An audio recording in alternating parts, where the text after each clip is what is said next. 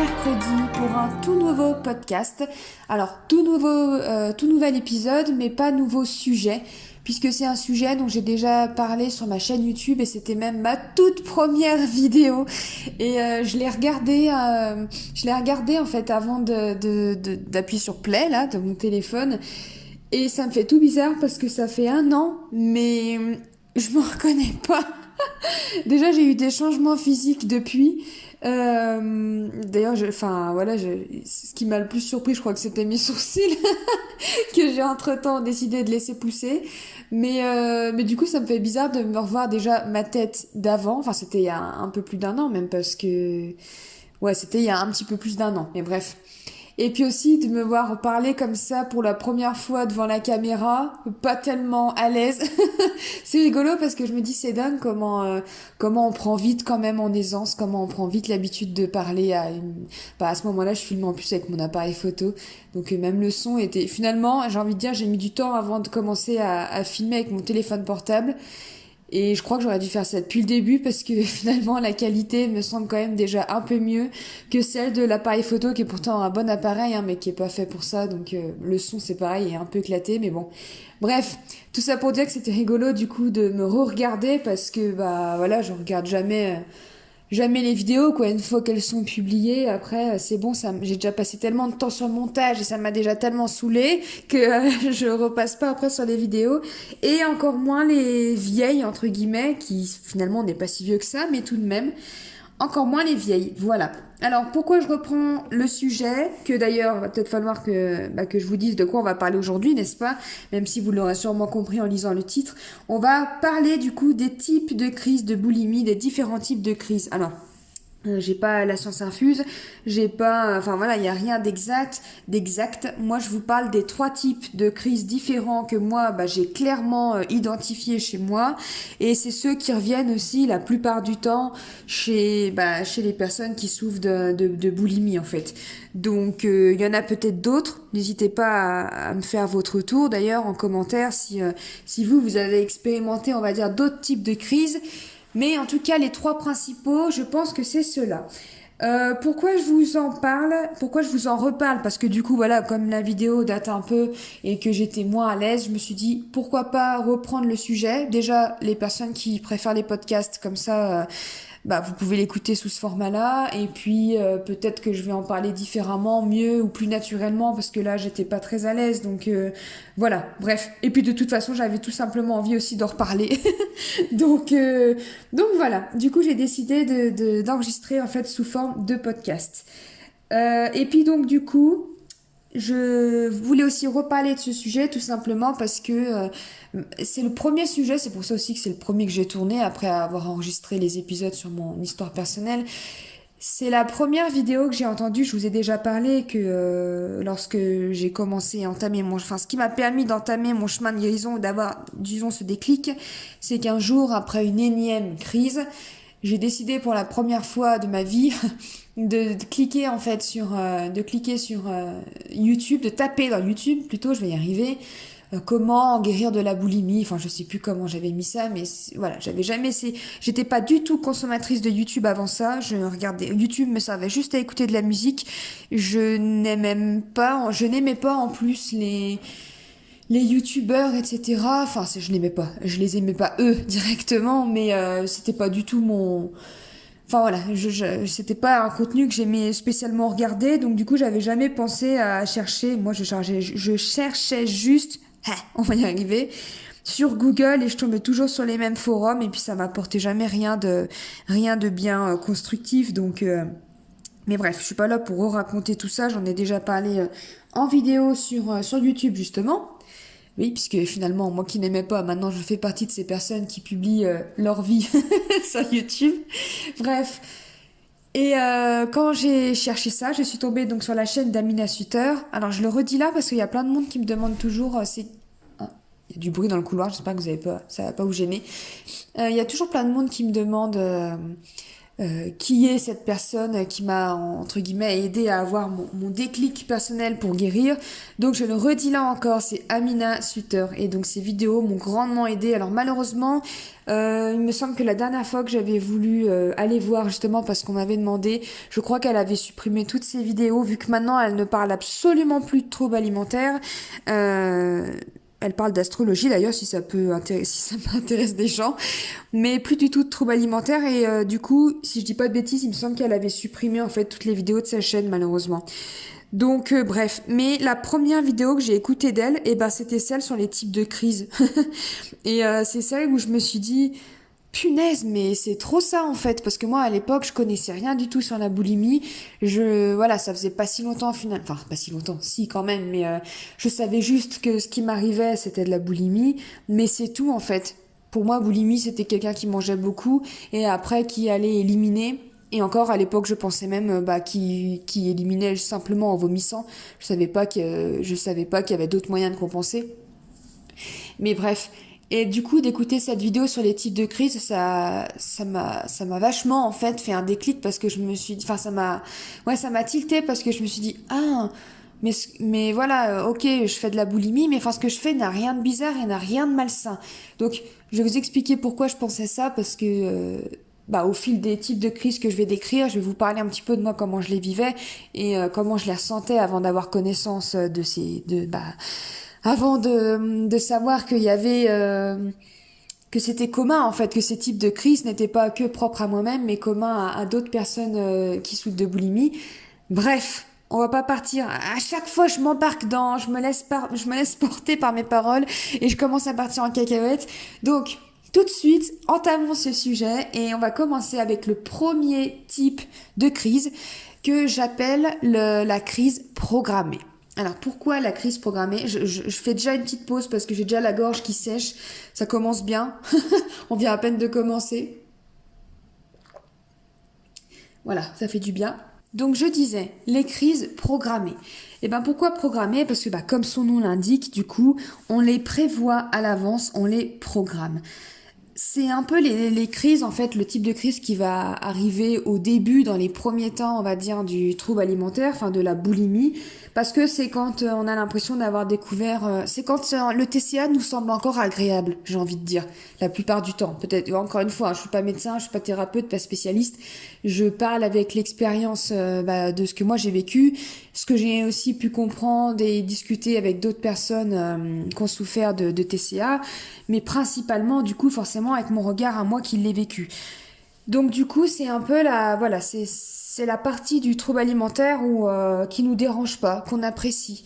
Moi, comme je l'ai déjà dit, quand j'ai fait mes premières crises, j'avais vraiment l'impression d'avoir trouvé le truc le plus génial de ma vie. Parce que je pouvais manger, et après j'avais juste à vomir, puisque moi c'est comme ça que je compensais. Et voilà, en fait, comme ça, je pouvais me faire plaisir à gogo, je pouvais me péter le bide avec ce que je voulais. Ensuite, j'avais juste à éliminer et continuer mes objectifs de perte de poids à côté. Voilà, je me disais, c'est juste on efface, hop, on rembobine en gros, et ni vu ni connu. Voilà, moi j'ai pris du plaisir, j'ai vomi, et puis c'est tout, on n'en parle plus. À ce moment-là, j'avais aussi l'impression d'avoir le contrôle, puisque je décidais quand je voulais faire des crises. Donc, du coup, j'aimais clairement. À ce moment-là, j'aimais et jamais de la vie j'aurais pu penser déjà que ça durerait plus de 10 ans, parce que jamais de la vie j'aurais pu penser qu'il y arriverait un moment où je pourrais plus arrêter et que je ne déciderais plus justement. Mais à cette étape-là, c'était encore vraiment mon kiff, voilà. Et donc je les programmais, c'est-à-dire que j'allais en cours au lycée. Et puis j'attendais que ça, de me dire vivement ce soir quand je vais rentrer, vu que je rentrais toute seule en fait en bus, enfin en car, puisque j'habitais entre guillemets à la campagne, que je rentrais en car toute seule et puis avant que les autres ne rentrent, donc les autres, à savoir mes parents qui rentrent du boulot et puis ma petite sœur qui rentre de l'école. Donc du coup je savais que j'avais un petit temps libre où j'étais toute seule. Voilà, il y avait des moments, je sais plus quand c'était exactement, mais je crois que devait y avoir des après-midi où j'avais pas cours, je sais plus. Mais en tout cas, il y avait quand même pas mal de moments où j'étais seule chez moi. Donc c'était vraiment mon kiff, c'était vraiment mon plaisir de me dire trop bien, ce soir je vais rentrer et puis je vais m'arrêter en même temps, je vais m'arrêter à l'arrêt d'avant, je vais m'arrêter plus haut, entre guillemets, que là où je devais m'arrêter. Comme ça je vais passer un petit coup à Géant Casino, je vais acheter des trucs qui me plaisent, je vais rentrer, je vais manger et puis voilà, en fait, je vais taper ma petite crise, j'irai vomir et puis après tout le monde rentrera et puis moi ce soir je me serrerai la ceinture comme d'hab. Et puis voilà, donc c'était mon grand kiff, de la même manière que, parce que voilà, j'ai déjà eu d'autres kiffs que ça, mais par exemple, quand on est à fond dans une série et qu'on a trop hâte de rentrer chez nous pour pouvoir se remettre sur la série et regarder la suite, ou un bouquin, on est pressé de rentrer pour reprendre le bouquin parce qu'on est tellement à fond dedans, on kiffe, et ben... Vous voyez, cette sensation-là, ça me faisait la même avec la bouffe. J'avais hâte, parce que forcément, du coup, je m'étais privée toute la journée, et je savais que là, mon moment de bonheur, ça allait être quand j'allais rentrer. Donc, c'était ma crise programmée. Voilà. Je savais que, par exemple, après-demain, je vais être toute seule, je vais pouvoir taper ma crise, donc comme ça, j'allais préparer, faire mes courses et tout. Pareil, après, quand j'ai déménagé et que j'habitais seule, j'avais encore des crises programmées, et donc, j'allais acheter un petit peu des trucs à l'avance, pour quand j'allais arriver chez moi, me faire ma crise, voilà, tout tranquillement, j'ai envie de dire. Je sais pas si c'est le mot qui est approprié, mais bref, voilà. Donc, programmé parce que on l'a décidé et on l'a prévu. Passons maintenant, du coup, au deuxième type de crise. Alors, celui-ci, je sais qu'il peut avoir plusieurs noms, enfin, du moins que les gens... Attendez, je suis en train de manger mes cheveux. Ah, voilà. J'avais un cheveu collé à la lèvre, voilà, on serait ravis de le savoir. Que d'autres, voilà, d'autres personnes lui donnent d'autres noms, mais moi j'aime bien l'appeler la crise du foutu pour foutu, tout simplement parce que c'est exactement ce que je me disais au moment où elle arrivait, et je sais que beaucoup de personnes se disent ça, et d'ailleurs tout le monde connaît un peu le principe du foutu pour foutu, parce que on peut le dire pour plein de choses en fait. Ça peut, voilà, ça peut coller sur plein de choses de notre vie. Notamment par exemple avec le sport, voilà, on est mercredi, je sais pas, jeudi, je suis pas allée au sport de la semaine, foutu pour foutu, vas-y, je fais rien du tout, et puis j'irai que la semaine prochaine, voilà. Mais ça on peut le mettre pour d'autres trucs également, mais pour la nourriture pareil. Alors la crise du foutu pour foutu, moi j'ai trouvé en tout cas qu'elle arrivait après, en second temps, on va dire. Alors, on peut combiner après les trois types de crises en même temps, hein, mais disons que celle-ci, elle commence à arriver dans un deuxième temps du TCA. Ça veut pas dire qu'après on n'aura plus de crise programmée. Hein. Il y a pas de, et puis il y a pas d'ordre universel ni rien, mais en tout cas, voilà, c'est comme ça que ça s'est présenté pour moi. Donc, la crise du foutu pour foutu, il n'y a pas besoin d'épiloguer longtemps. C'est par exemple, voilà, vous êtes invité demain soir, c'est samedi soir, il y a un anniversaire de prévu, vous êtes invité à une soirée.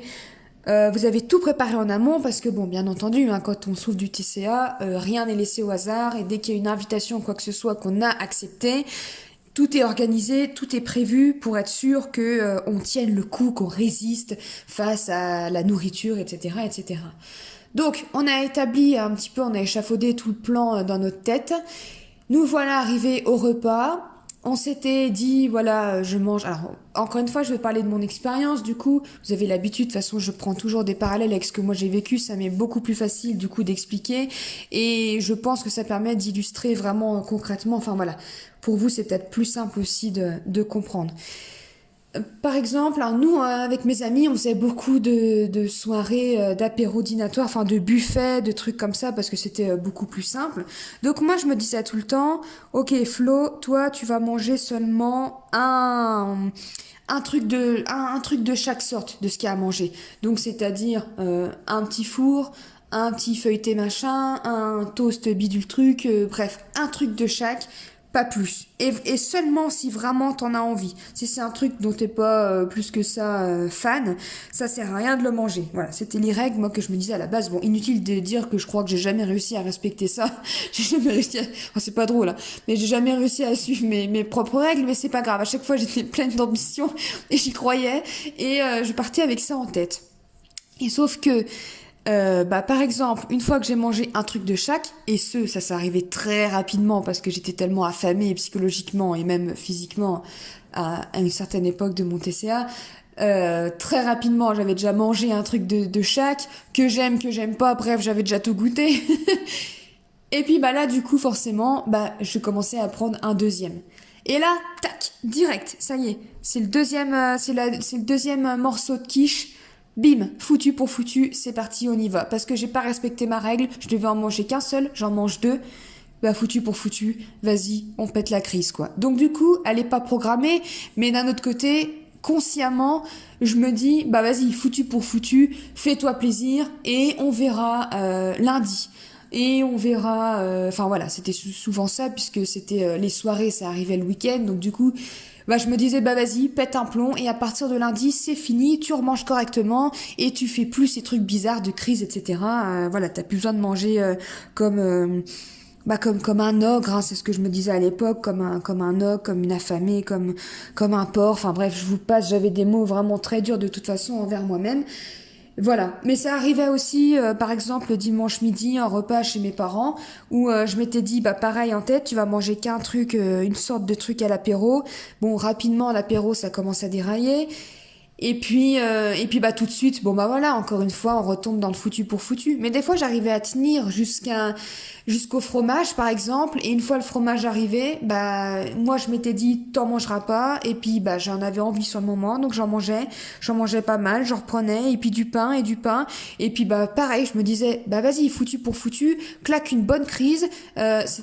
Même voilà, vous savez, je vous dis toujours tout et je pas de, même si ça peut paraître un peu trash, ben j'ai pas envie de censurer mes paroles, j'ai pas envie de, non, en fait, au contraire, c'est, et ça peut aussi vous montrer qu'il y a rien d'anormal à ce que vous faites parce que j'ai déjà entendu des personnes qui, entre guillemets, censuraient un petit peu leur crise ou enfin leur trouble alimentaire pour pas rentrer dans le détail et du coup ça n'empêche que même si je me reconnaissais dans leurs paroles je me disais quand même ouais mais moi c'est quand même pire parce que moi j'allais quand même dans l'extrême donc moi je préfère tout vous dire je préfère vous dire jusqu'à entre guillemets l'extrême enfin ce qui pour moi était extrême et puis voilà comme ça si vous aussi vous faites ceci ou si vous faites d'autres choses mais bref il n'y a pas de voilà il n'y a pas de vous êtes pire ou quoi que ce soit tous les troubles alimentaires nous font faire des choses dont on n'est pas du tout fier donc tout ça pour dire que j'arrivais à tenir jusqu'au plat j'étais contente j'étais fière de moi parce que j'avais mangé en petite quantité etc arrive au fromage par exemple j'allais péter un plomb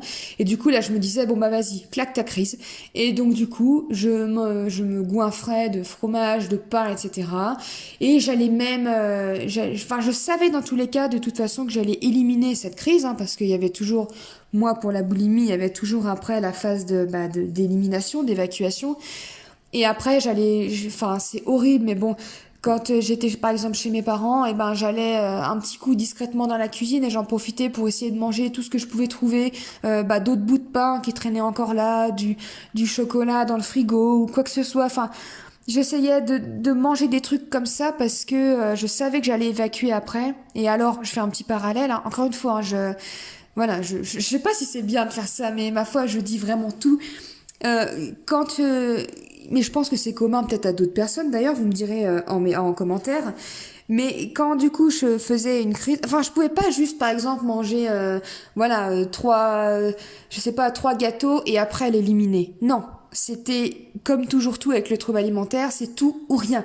C'est-à-dire qu'il n'y a pas de entre guillemets je vais vomir. Enfin s'il y a même pas de guillemets, je sais pas pourquoi je dis ça, mais j'ai mangé quelques gâteaux, bon bah je vais les vomir. Non, c'est j'ai mangé quelques gâteaux. Bon, et ben puisqu'on y est, je vais aller au bout de ma crise, c'est-à-dire au bout du bout, c'est-à-dire ce moment où t'as du mal à respirer tellement ton estomac est tendu et énorme, et après j'irai vomir. D'ailleurs, il y a même plein de fois, encore une fois, je fais un petit, voilà, c'est une petite parenthèse, mais il y a plein de fois où j'ai continué de me forcer à manger, alors que j'avais entre guillemets plus forcé. Putain, faut que j'arrête de mettre des guillemets partout dans ce que je raconte. Ça se trouve, je le fais à chaque fois, je m'en étais jamais rendu compte mais où j'avais plus forcément envie de manger, mais je sentais que j'étais pas arrivée à ce niveau de saturation, donc je continuais de m'en mettre plein le gosier, en gros, pour après aller vomir. Les troubles alimentaires nous font vraiment faire des choses sans aucune logique, et il faut pas du tout chercher à comprendre ça. C'est voilà, encore une fois, c'est une maladie mentale, donc il faut pas chercher à comprendre en fait.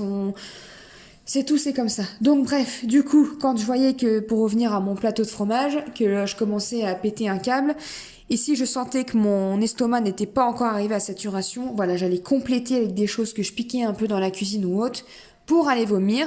Et pour, soit je me disais, bon bah voilà, maintenant arrive le dessert, je vais manger qu'une toute petite part, ou alors je recommençais, ça m'arrivait bah forcément aussi souvent parce que je ne arrivais pas à me contrôler. Donc une fois que j'avais évacué discrètement, je revenais à table, on mangeait le dessert, je me repétais le bide, je retournais en secret, enfin en secrète dans la cuisine pour aller piquer des trucs, pour re-arriver à ce niveau de saturation et pour retourner ensuite aller éliminer. Et ça c'était mes crises foutues pour foutues quoi.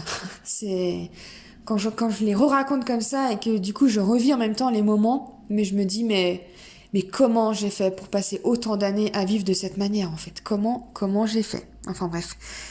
Enfin c'est tout, c'est comme ça. Et donc c'était ça, mes crises du foutu pour foutu. Donc ça allait faire ça pour un repas, mais ça pouvait très bien le faire aussi sur des plus longues durées. Par exemple, je pars en week-end, je pars 3 jours. Le premier jour, si dès le premier jour, je pète un câble comme ça, et paf, on repart tout de suite en mode foutu pour foutu. Donc c'est pas foutu pour foutu, je vais en profiter pendant le repas, c'est du coup foutu pour foutu. Je vais criser tout le week-end et on reprendra lundi. Et c'était aussi pareil quand je partais en vacances.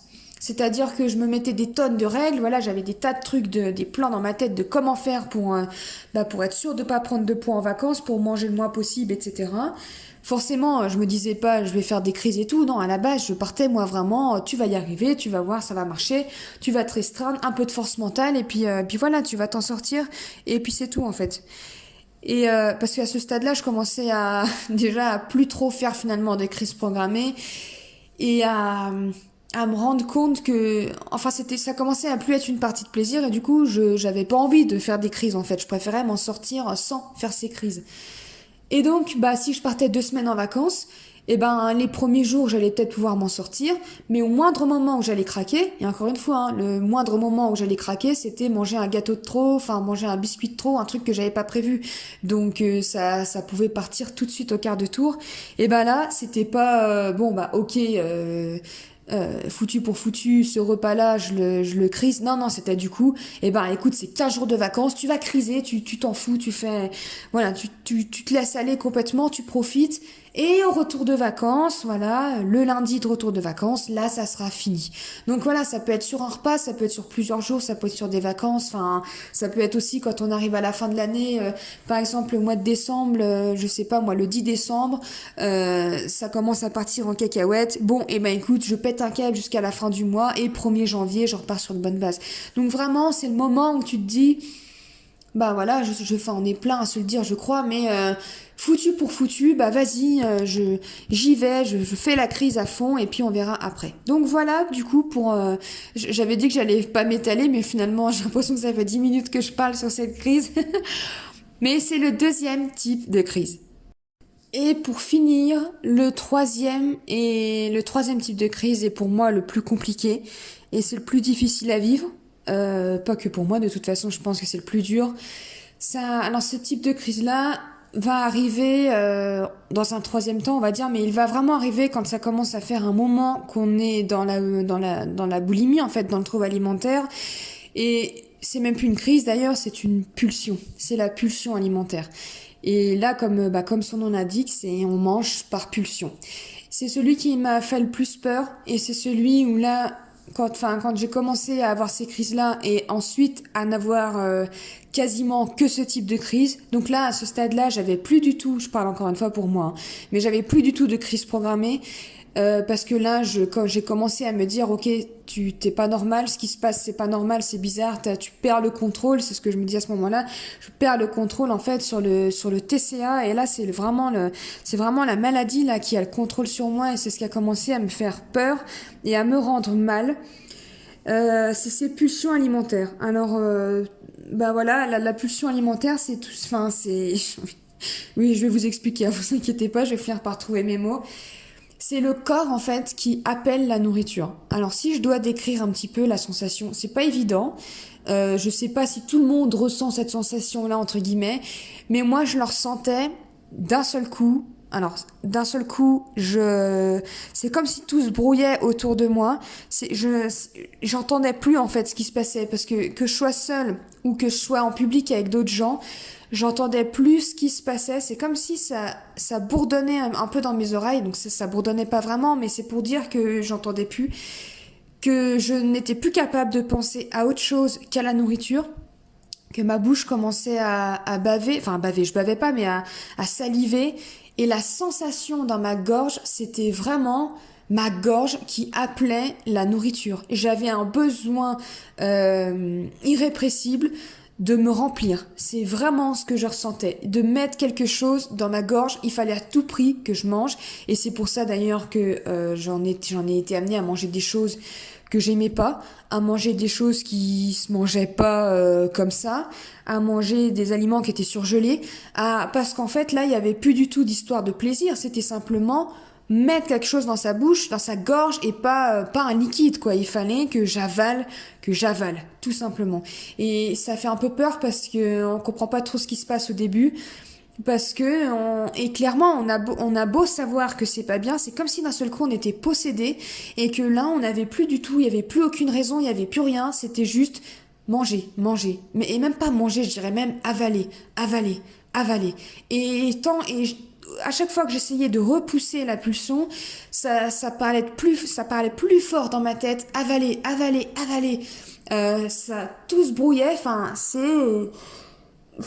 c'est vraiment le type de crise qui est le plus difficile, je trouve, à vivre, parce que là, on a vraiment l'impression qu'on se contrôle plus. Et c'est les crises qui ont vraiment été... c'est celle, je n'avais plus que ça de toute façon. Après, j'avais plus que ces crises-là. J'en avais plusieurs d'affilée. Je pouvais en avoir tous les jours. Enfin, c'était vraiment horrible, et c'était très sauvage. C'est ce qui faisait que je me sentais vraiment sale. Après, voilà, on continue dans le trash, mais voilà, je vais clairement décrire, parce que d'ailleurs, même si des personnes, encore une fois, écoutent et ne vivent pas le trouble alimentaire, ça permet de se rendre compte en fait de ce que c'est. Je trouve que les TCA, et alors on connaît un peu l'anorexie, et encore voilà, on connaît juste en surface. Quand je dis on, c'est d'un point de vue général, mais on associe trouble du comportement alimentaire à anorexie. Mais on connaît pas du tout la boulimie, on connaît pas encore moins, je crois, tous les autres troubles du comportement alimentaire, orthorexie, hyperphagie, et il y en a plein d'autres encore, mais qui sont vraiment encore moins connus. Mais la boulimie, j'ai pu me rendre compte par moi-même que c'était très mal connu, puisque la plupart des personnes à qui j'en avais parlé m'ont répondu par oui, c'est de la gourmandise. Alors, ce que je vais vous décrire ensuite, vous allez voir, n'a rien à voir avec de la gourmandise. N'a absolument rien à voir. C'est quelque chose là de psychologique. Enfin, ça n'a absolument rien à voir. C'est-à-dire que, voilà, par exemple, si j'étais seule chez moi et que j'avais une pulsion, soit j'avais des trucs à manger, soit je pouvais aller acheter. Donc quand je pouvais aller acheter, je me rappelle quand je vivais seule, j'avais juste à descendre au bas de chez moi, il y avait une boulangerie, et j'achetais plein de trucs. Plein. Et voilà, il fallait que ça soit le plus rapide possible, parce qu'il fallait que ça soit assouvi rapidement. Donc là, j'ai acheté plein de trucs. Mais voilà, c'était pas du programmé, parce que là, je descendais à la boulangerie avec cette sensation dans la gorge, en fait, et c'était vraiment de vite. D'ailleurs, la plupart du temps, je commençais à manger sur le chemin du retour. À peine j'avais passé la porte, que je commençais déjà à manger et à m'empiffrer, alors que, voilà, j'avais juste à patienter 2 minutes quand c'était la boulangerie au bas de chez moi, 10 minutes quand j'allais au Carrefour, parce que je voulais encore plus de trucs, mais je pouvais pas attendre, je commençais déjà là à m'empiffrer, et je mangeais vraiment d'une manière, je m'en revois après quand j'arrivais chez moi, tout était posé sur la table, et là on aurait imaginé en fait, et vous voyez un chien, si jamais il y a de la nourriture qu'on fait tomber par terre, souvent les chiens ils vont se jeter dessus et ils vont vite manger tout ça en 2 secondes. Et c'était exactement ça. C'est-à-dire que j'avais même pas, quand je rentrais comme ça, j'avais même pas forcément mon manteau qui était enlevé.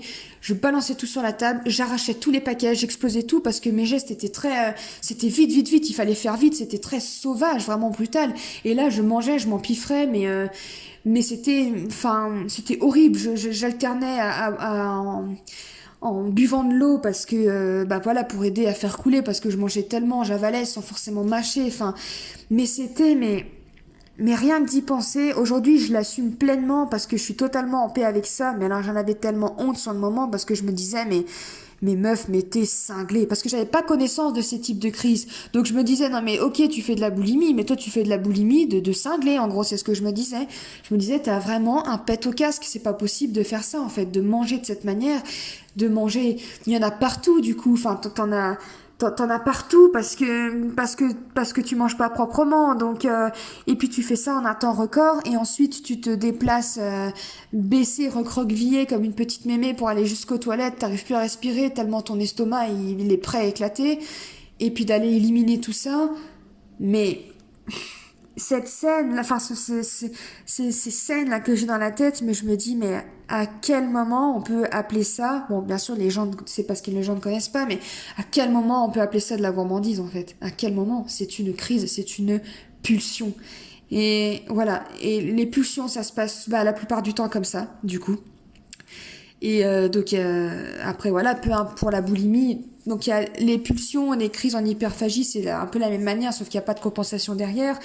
Mais en tout cas, c'est voilà, je sais pas quoi dire de plus, puis d'en reparler en plus, enfin je me dis mais c'est dingue en fait c'est dingue, mais encore une fois, je me dis, mais comment j'ai fait pour vivre ça pendant des années, et encore, moi j'ai vécu ça pendant 13 ans, on va dire, mais il y a des personnes qui restent bloquées là-dedans pendant 20 ans, 30 ans, enfin c'est horrible en fait, c'est horrible.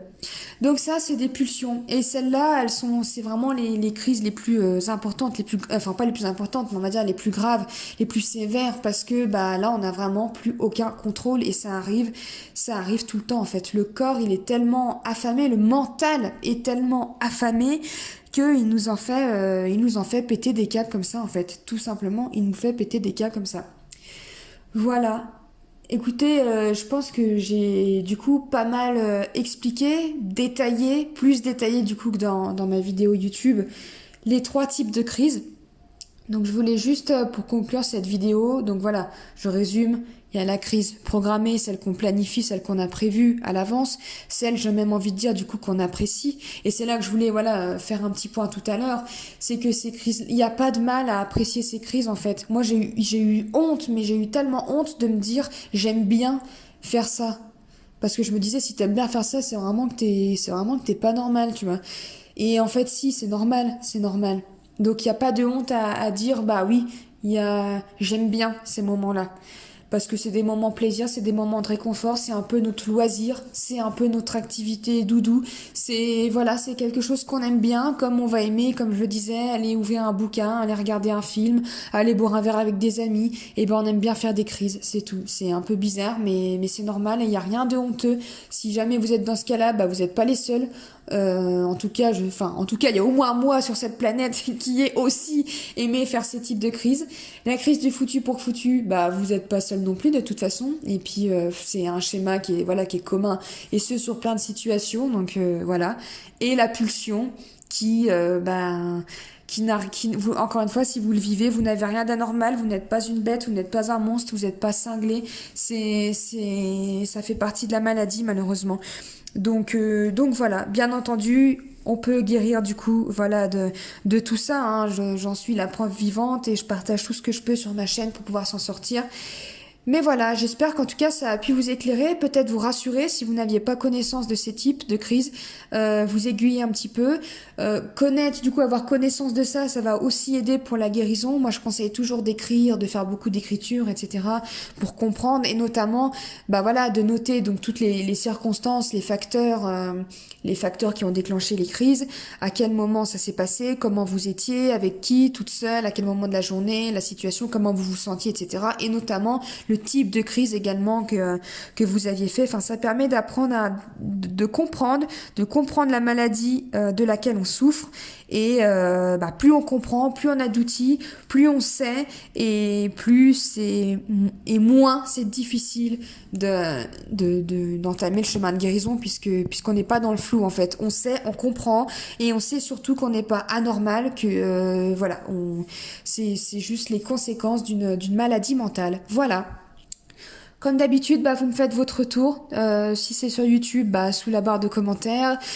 Si c'est sur la plateforme de podcast que vous utilisez, bah voilà, n'hésitez pas à me faire votre petit retour là-bas. Comme toujours, je suis dispo de toute façon également à la discussion par mail ou sur Instagram, du coup en DM. Et puis voilà, n'hésitez pas à noter également ce podcast hein, si vous l'avez aimé. Ça m'aide moi à savoir si ce que je fais vous parle, vous aide, vous fait du bien. Ça aide à référencer également ma chaîne. Et qui dit référencer dit plus de visibilité. Et plus de visibilité dit toucher plus de monde. Et potentiellement pouvoir aider plus de personnes qui auraient besoin en fait de cette aide en fait et d'entendre tout ça. Moi ça m'a fait du bien, je sais que ça fait du bien à d'autres personnes donc voilà, tous ensemble, on peut aider d'autres personnes qui, pour l'instant, sont isolées, sont apeurées ou qui ont besoin d'aide, qui ont besoin d'être rassurées, d'être épaulées. Donc voilà, faisons grandir cette chaîne. Je vous fais en tout cas de gros bisous. Je vous souhaite une belle journée, une belle soirée. Je sais pas où vous en êtes quand vous m'écoutez. Et je vous dis à dimanche pour un nouveau vlog sur YouTube et à mercredi pour un tout nouveau podcast. Ciao!